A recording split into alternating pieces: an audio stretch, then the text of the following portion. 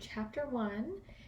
In this chapter, we are going to talk about what are microbes, how do we use microbes in our everyday life, um, and how do we describe them, name them, and organize them.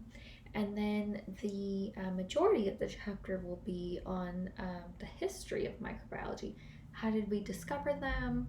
How did we come to understand disease and food spoilage and things like that? So, microbiology changed our whole outlook on where life comes from and what microbes can do. Okay, so there are very diverse roles, many things that we won't have time to mention today, but I want to highlight some of the obvious important roles of microbes on Earth as I see it. So, microorganisms are typically microscopic living organisms, the exception being viruses. Viruses break both of these rules. Viruses are too small to be seen under a microscope, and they also are not living, but they do cause they cause infection, and so we classify them with microorganisms, which is also confusing because only a subset of microorganisms are disease causing, and we call those pathogens. So pathogens are the small group of microbes that can cause disease or infection, and that disease or infection could be in plants, animals, or humans specifically, which would be the focus of our class, right? Um, and so I want to give you an example of um, different types of pathogens just to start getting you in the mindset of our class. But I do want you to keep in mind that the vast majority of microorganisms are actually not pathogenic and typically very beneficial to our well-being. And so as we talk about pathogens throughout the semester, try to remember, pathogens are very important to learn about so that we can prevent and treat infection. But you should not become what people call a germaphobe, where you're afraid of all bacteria and you try to have everything be disinfected all the time. That's not a healthy view, and that's not what I want to impart to you. Okay, so right now you're seeing some bacterial names: Vibrio cholera, Salmonella, and Shigella. These are types of bacteria. Salmonella, there are several species, so I don't have a species name written here for you. Same with Shigella. But Vibrio cholera is a first, you can think of this as the first and last name. It's called the genus and species name. And so this is a very specific organism that can cause very watery diarrhea. It can cause extreme dehydration very quickly, and that dehydration causes, if it's not treated quickly enough, will cause death. And so we've had Vibrio cholera, which you may have heard of just cholera outbreaks. Cholera was a very common killer before we knew how to prevent it in our drinking water. And we still have cholera outbreaks throughout the world where anytime there's a place that doesn't have access to treated water, or when there's a natural disaster that has interfered with the drinking water systems, right? Salmonella, you're familiar with. You probably think of chickens or eggs. And there are some types of salmonella that can cause like foodborne illness from that. And And Shigella is another organism that can cause illness similar to pathogenic E. coli. Um, it's actually where pathogenic E. coli gets these properties from. And so we call all of these bacteria that are um, the infected person or animal will um, secrete these bacteria through their feces when they're infected, and then anyone that comes in contact directly or indirectly with fecal material can then become infected if they ingest it. So if it's on their hands, on their food, or in their water, they ingest it and then they can become infected, and that's the fecal oral route. And so these pathogens are called enteric because they're infecting the intestines, and their route of infection is fecal oral. And so uh, this really gives you a great introduction to the course. This is how we think.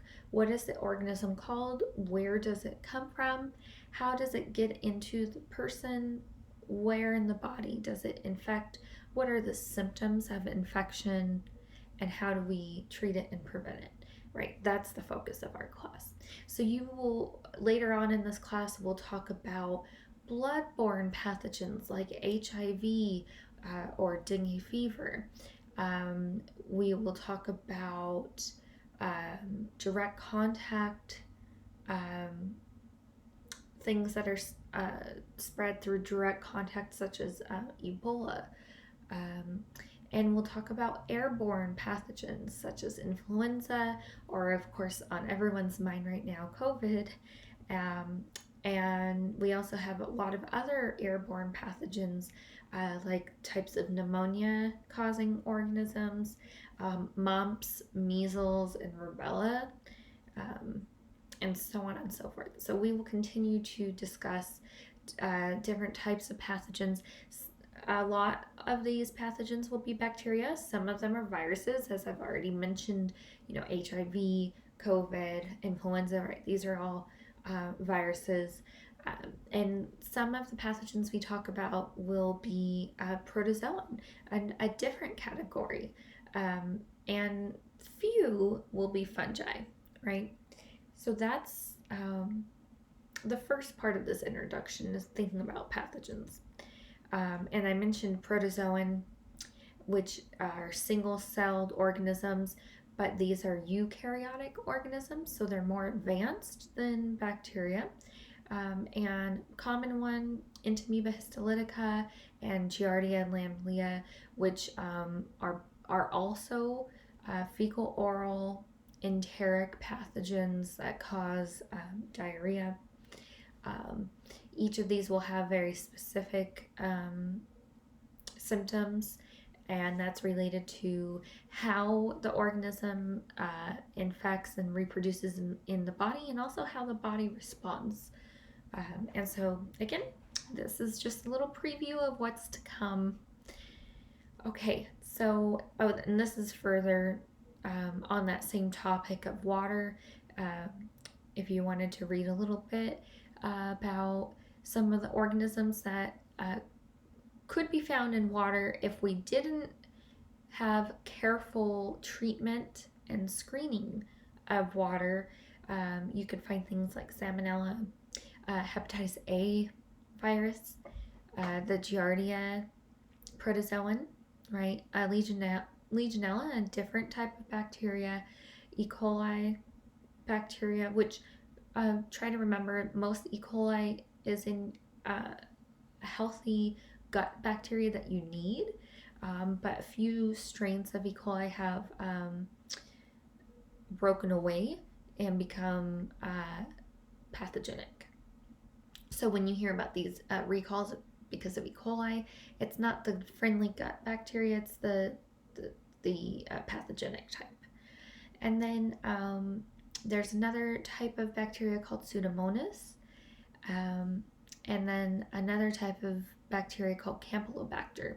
And these are common causes of foodborne and waterborne illnesses. Why foodborne? Typically, the food is contaminated because the water is contaminated, or the person handling the food has it on their hands and contaminates the food. All right, so next, uh, how are microbes beneficial? How do we use them in a positive way, or what have we learned about them? So getting away from thinking about pathogens for a few moments. We utilize a lot of microbes in our everyday life, such as in sewage treatment. Now, sewage treatment's important to keep our fresh water sources fresh. We don't want to contaminate our soil, which will then run off into our different water supplies and then contaminate our water. So we treat our sewage, and the first step of that is we remove all the soils, and we kind of deal with that in a separate manner.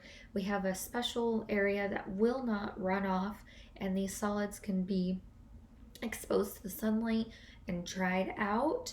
And eventually they'll be exposed to so much sun, and they'll be dried out so much that it kills pathogens and any other bacteria that are present, and then that can actually eventually be used as fertilizer, or just simply deposited somewhere in the environment, and it'll be safe, won't cause any risk to the environment.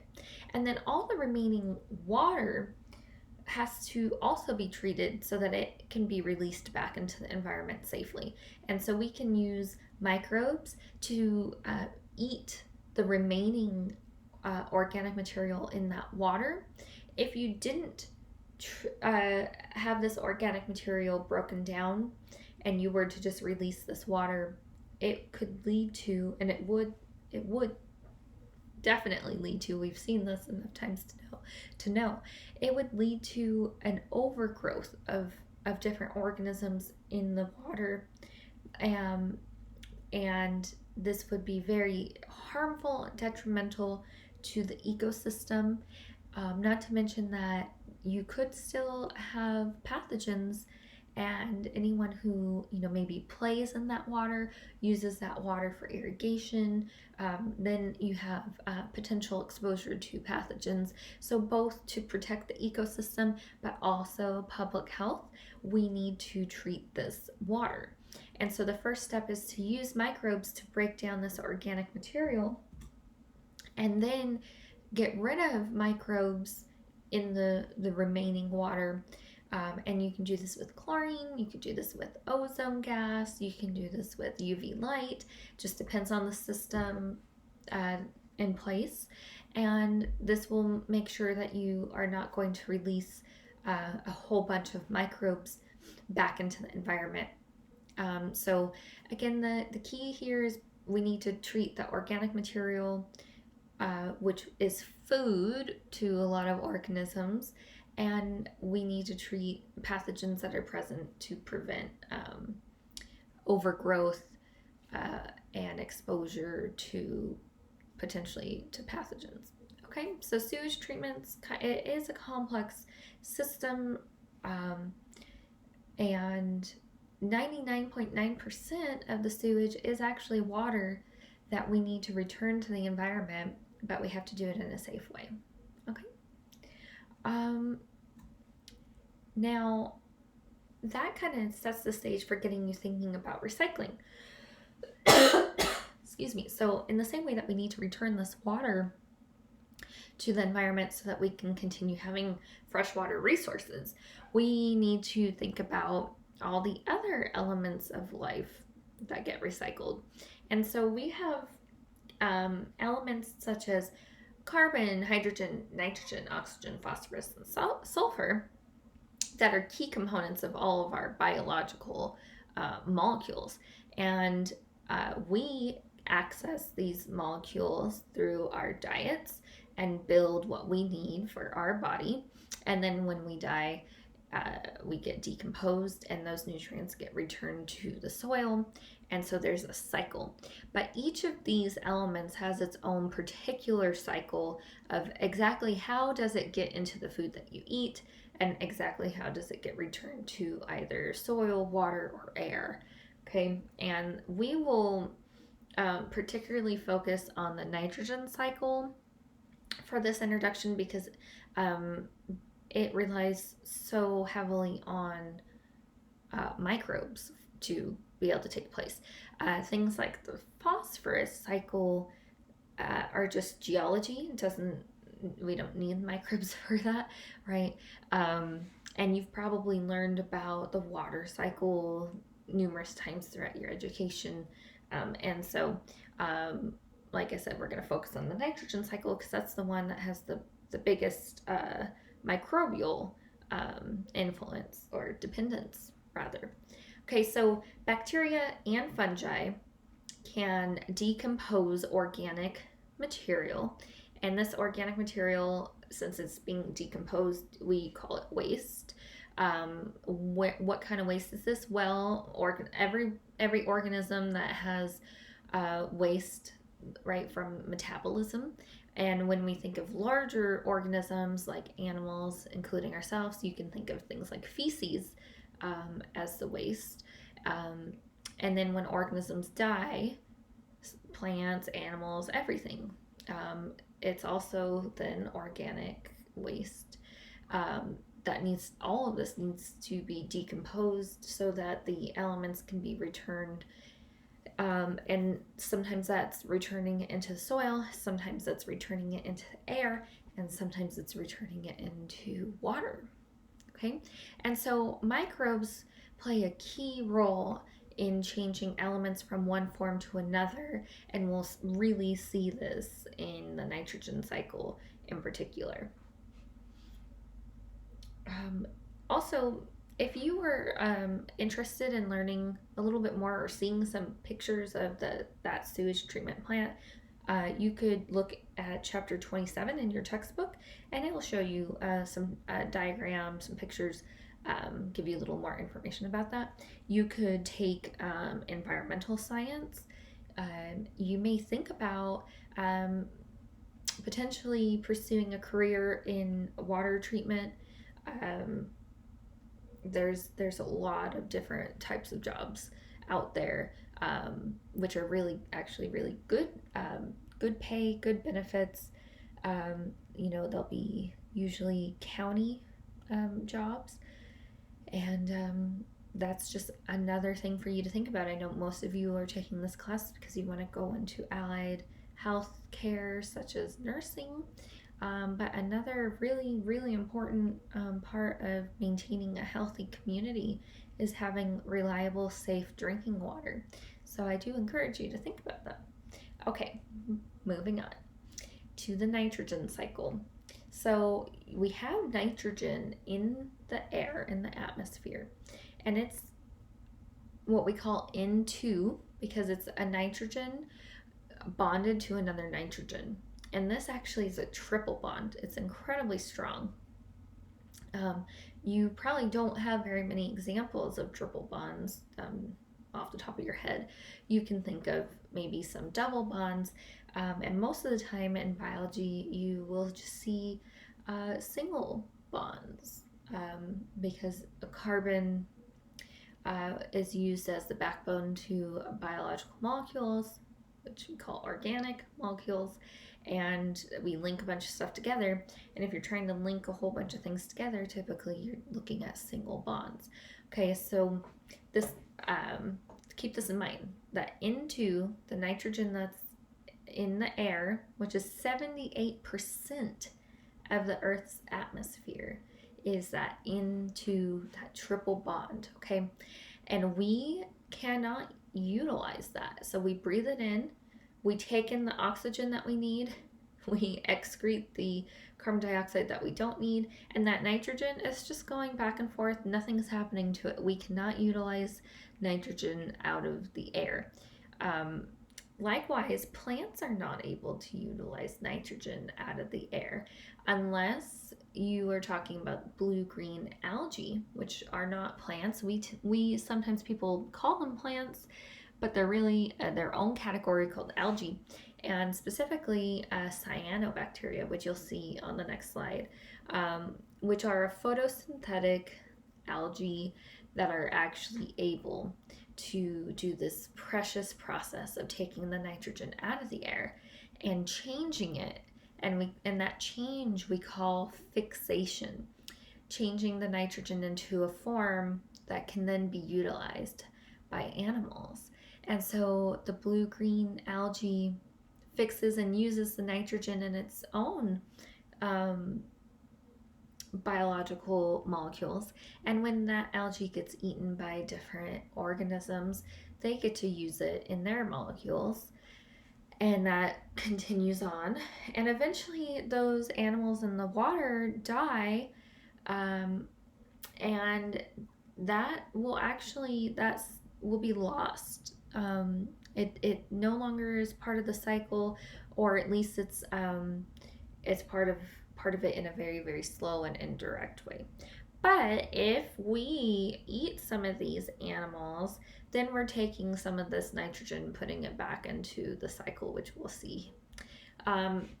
So really, the focus here for the nitrogen cycle are these nitrogen fixing bacteria. These are specialized bacteria in the soil that are able to take the nitrogen out of the air and change it into types of nitrogen that plants can use. And so we see soil nitrate here, and we see roots or plants being able to take up the nitrate by their roots and become plants that can then be eaten by animals, and eventually those animals die and they get decomposed and start returning those nutrients back into the soil. It first gets broken into ammonium salts, which are not really useful. Plants cannot directly use this, but again, that nitrifying bacteria in the soil is able to take that and turn it back into the usable form, which is nitrate. So they can take it from the air. These nitrogen fixing bacteria can take nitrogen from the air, put it into the soil, and they can also take ammonium from the soil and turn it into nitrate for plants to use. Furthermore, there are organisms, bacteria in the soil that can go the opposite direction. They can take nitrogen out of the soil and release it back into the air. Now you might be wondering, what are these other two pictures in this diagram? This is a volcano, and when volcanoes erupt, they actually do release nitrogen into the air that will become into nitrogen. And furthermore, lightning can fix some nitrogen from the air and deposit it onto the soil. So those are some inorganic methods. They compose, very small percentage of the nitrogen cycle overall, but they do play a role, so we show it. But of course, the vast majority, of the nitrogen cycle is depending on these nitrogen fixing bacteria, and then after that, all of the plants and animals that what we say assimilate the nitrogen. So assimilation is the process of taking and incorporating the nitrogen from the soil into our proteins and our nucleic acids. And so this is why we're even discussing the nitrogen cycle. Nitrogen is one of the essential elements for life. Nitrogen is required for some of your DNA, and it's required for some of your for all of your amino acids. So all protein, one of the building blocks is going to be nitrogen, right? Amino acids by definition are nitrogen containing molecule. Okay. So we've talked about nitrogen fixation. We've talked about assimilation. Nitrification, I'm not going to test you on this term, but nitrification is taking something like ammonia and turning it into a nitrate. So it's just another, like a smaller step that's not really shown in this picture diagram here. If you take environmental science, they'll make you know that. And then I talked about decomposition, which is when organisms break down organic material. Okay. All right. I've included 2 video links for you to watch on your own time. This first video talks about all of the cycles. If you want to only watch the nitrogen cycle, simply start at 4 minutes and 38 seconds. Otherwise, you can watch the whole video. It's shorter than this lecture that you've just watched. Okay, so let's finish up microbes and human welfare. We'll call that the first video, and then I'll continue this lecture in 1 or 2 more videos for you. Okay, so this is the green-blue algae, the cyanobacteria that I mentioned here, the blue-green algae here, okay? And so it's an autotroph, right? It's able to use the energy from the sun to make the different biological molecules that it needs. And of course, that forms the basis of the food chain. Everything else depends upon autotrophs. Now, you tend to think of the first thing on the food chain being plants, and yes, plants are also autotrophs, but remember, all the plants that grow on soil have to first have nitrogen, and that's dependent upon soil bacteria, not cyanobacteria. Okay, so just try to keep these things straight. All right, so fermentation depends on microbes like yeast, so that we can make foods and beverages like cheese, bread, and alcohol. And then sometimes we can find really cool organisms that can do weird things. They can eat things like oil or other chemicals. And so we can use, once we've learned about them, we can use certain microbes to help bioremediation, to fix, restore ecosystems, right? So getting rid of oil spill or an algal bloom, these, it seems like that wouldn't be a bad thing, but it actually is. And it's discussed in that video link, and we'll discuss it towards the end of this course as well, how that is bad. But for now, we'll skip over it. So in this image here, it's simply showing you like a devastated ecosystem. It's, in this example, devastated from, I think, an oil spill, and how over time, eventually, if you have the right microbes present, they can break down the contaminant that's ruining the ecosystem and restore it to a fully healthy ecosystem. Now, this is a bit of an exaggeration, right? If you have a loss of species in this ecosystem, then you're not going to magically reappear that species, right? But if we can treat an ecosystem before we lose our different our diversity of species, then we can get it to be healthy again. Okay. So that kind of leads into thinking about utilizing microbes in these in more advanced ways to our benefit, and so that you can think of as biotechnology. One of the predominant types of biotechnology happening these days is called recombinant DNA. So using DNA of one organism, putting it in another organism, and harvesting the product. And so, for example, you can insert a desired gene from, let's say, a human gene. Let's say it's the human gene responsible for making insulin. We could isolate that gene from a human and learn how to properly put that gene into a host such as yeast and have the yeast produce a whole bunch of insulin that we can then purify and give to people that are diabetic to treat diabetes, right? And that is actually what we do. And there's all sorts of other applications for this same general idea. And so things like insulin, vaccines, a few, not all, proteins and enzymes that are needed for all sorts of different applications, usually industrial, like cleaning, but sometimes medicinal. And now we're trying to figure out how to use these techniques and make more advanced techniques to treat genetic diseases. And so this is called gene therapy. We'll take a look at that later in this class as well in lab.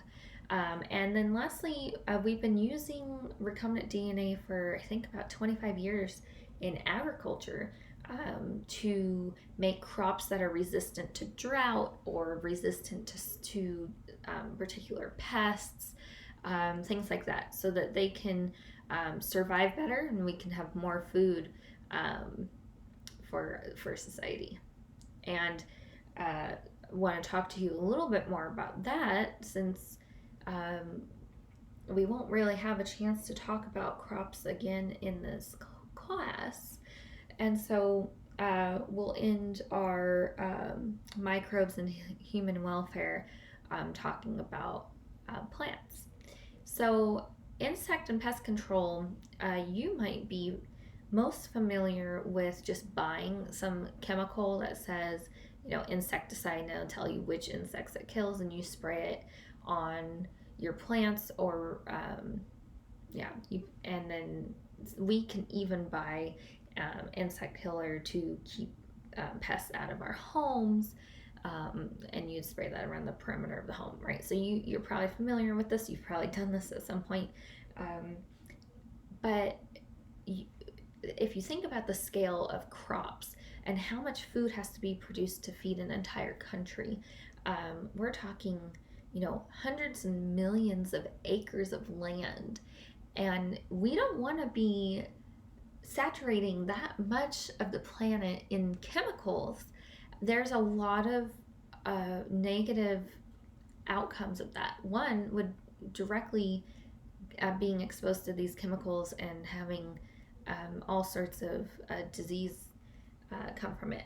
And another would be all the different organisms that get exposed that then die, and you're getting rid of species and you're affecting ecosystems in a very negative way. And we continue to learn more and more of these different negative outcomes. So we've been trying to reduce insect control from chemicals and using this DNA technology instead. And so we found it's important to control pests because pests can carry disease. This disease might be a human disease or it might be a plant disease. So insects can devastate crops, and then you don't have any food to eat, right? So it's important to control pests, but it's important to not overdo it with chemicals at the same time. So we have found a bacteria called Bacillus thuringiensis. It's funny sometimes. When I'm giving a lecture, I lose the ability to pronounce words. I'm sure you've all experienced it at one time or another. So anyways, we abbreviate this BT, and specifically the toxin that comes from this bacteria, we call the BT toxin, or we just call it BT. And this is a naturally occurring toxic product that the bacteria makes so that the bacteria is not harmed by other competing organisms. It turns out that this toxin is actually really effective at killing all sorts of insects and that we find to be harmful to our crops. So somebody had the idea to isolate this the gene that makes the protein and insert that into the crops. So the crops are making this toxin themselves, and you don't have to spray chemicals onto the plants. And this has been super effective. We've done this in corn, like I said, I think about 25 years. The problem is, well, some people are afraid of crops that have been genetically modified. Um, so of course we have that issue, but separately we have the issue, and more importantly, we have the issue that eventually organisms learn. I mean, not necessarily like we learn with brains, but they evolve resistance methods, and so we have species now of these insects where the BT doesn't hurt them anymore, and then they actually can kill the crop. So this is becoming outdated. Just like you've heard of antibiotic resistance, how a lot of bacteria are able to survive. And so that's the same problem we're starting to have here. And so we have to do things, we have to get smart about how we're using this technology. And one of these methods is called block crops, or refugee crop, where you have a crop that is natural, has not been modified, and that will encourage insects that don't have resistance. And so it's about keeping this balance. If you're interested in this, this is another job that you could think about going into crop. There's microbiology for agricultural applications, way more than just pest control that I'm talking about here. There's all sorts of different microbes that can cause harm to crops and other plants as well. So if you're interested in that, you can reach out to me. I can give you some more information. You can look at agricultural universities such as UC Riverside, where I went, is an agricultural school. They have programs. They have plant microbiology as a specialty. Okay, so that's the end of this first part.